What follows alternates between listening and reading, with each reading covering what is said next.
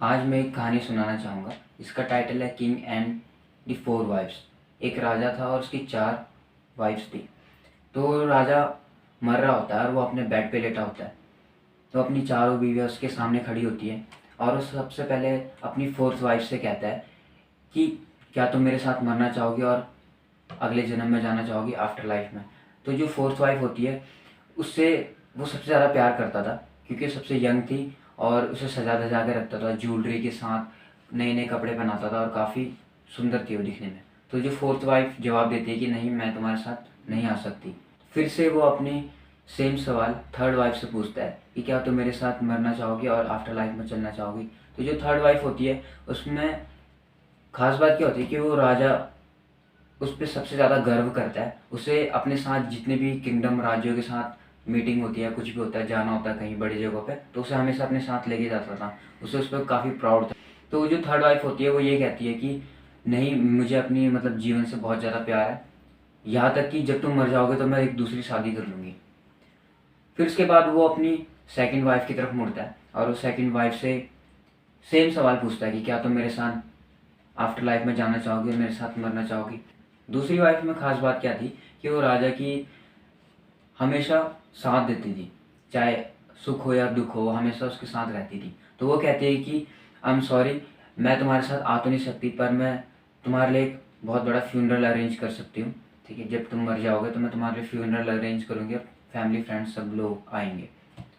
फिर धीरे से एक आवाज़ आती है कमरे के पीछे से, जो कि राजा की पहली वाइफ होती है, जिस पे वो बहुत कम ध्यान देता था। और वो कहते कि जहाँ भी तुम जाना चाहोगे वहाँ मैं तुम्हारे साथ चलूँगी, I follow you wherever you go. और इस तरीके से जो राजा होता है उसे काफ़ी शर्मिंदगी महसूस होती है, क्योंकि वो उसकी जो फर्स्ट वाइफ होती है उस पर बहुत कम ध्यान देता था। तो उससे सॉरी मांगता है और वो कहता है कि मुझे माफ़ करना कि मैं तुम पे इतना ध्यान नहीं दे पाया।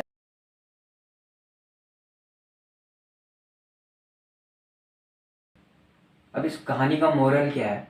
ये हाइपोथेटिकल स्टोरी है जो कि रिप्रेजेंट करती है हमारे चार हिस्सों को जो हमारे लाइफ में होती है। सबसे पहले जो मैंने फोर्थ वाइफ की बात करी थी, जो राजा की बहुत डेकोरेटेड होती थी ज्वेलरी के साथ, कपड़ों के साथ, वो वाली जो वाइफ है वो हमारी बॉडी को रिप्रेजेंट करती है। हमारी बॉडी को हम कितना भी सजाए, कितना भी कपड़े पहनाए, पर एट दी एंड जब हमारी डेथ होएगी तो वो हमारे साथ कभी भी नहीं जा सकती है। थर्ड वाइफ, जो कि जिस पे उसे बहुत ज़्यादा प्राउड फीलिंग थी, वो हमारे पोजेशन को रिप्रेजेंट करती है। जो भी हमारे आसपास जिन चीज़ों के भी हम ओन करते हैं, चाहे वो गाड़ी हो, घर हो, या कोई भी चीज़ मैंने खरीदी हो, जिसके साथ मैं अपने आप को आइडेंटिफाई करता हूँ कि ये चीज़ मेरी है और मैं सब लोगों को दिखाता हूँ और मुझे उस पर बहुत गर्व है।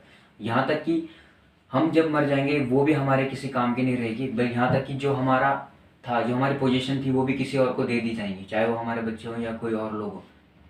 सेकंड वाइफ, जो कि कहती है कि मैं तुम्हारे साथ आ तो नहीं सकती पर मैं तुम्हारे फ्यूनरल अरेंज कर सकती हूँ, वो रिप्रेजेंट करती है हमारी फैमिली और फ्रेंड्स को, जो हमेशा हमारे साथ सुख दुख में रहते तो हैं, पर मरने के बावजूद भी वो सिर्फ हमारे फ्यूनरल तक हमारे साथ आ सकते हैं, उसके बाद वो हमारे साथ नहीं आते। फर्स्ट वाइफ, जो कि रिप्रेजेंट करती है हमारे कैरेक्टर, हमारे सोल को, जो कि हमारे मरने के बावजूद भी हमारे साथ रह जाता है, जिसके कारण लोग याद करते हैं।